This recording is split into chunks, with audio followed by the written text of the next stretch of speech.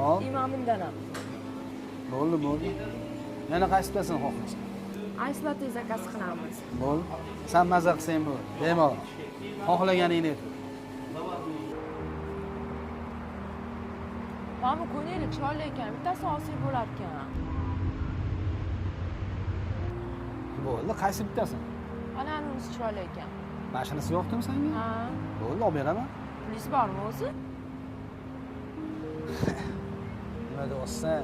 Bundan muammo yo'q. Bilasan-ku, sani uchun sochaman.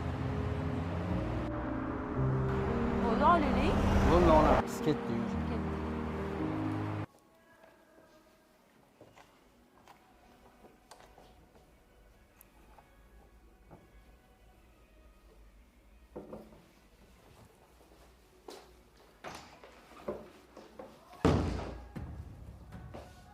Voy, adasi, assalomu alaykum. Yaxshi keldingizmi? Va alaykum.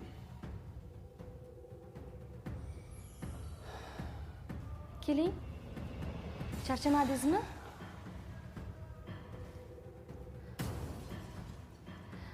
Adasi, sizga bir nima aytmoqchi edim. Shu uyda ro'zg'orlik qolmabdi-ya.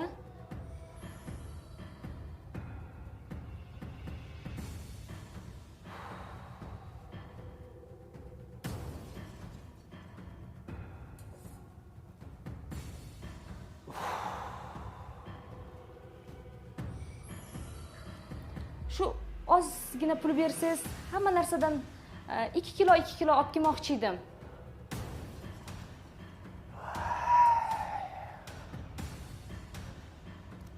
Ha, adasi, aytgancha, katta o'g'lingiz ham repetitoriga pul berishimiz kerak edi. O'shanga ham ozgina tashlab keting. O'lmaya qara. Qanaqa bir tutuq sotinsan-ey. Nima, meni ko'rsang pulni ko'rgandek bo'lasanmi? Yo, bank ko'rgandek bo'lasanmi? Bilib ishingni qilsang-chi.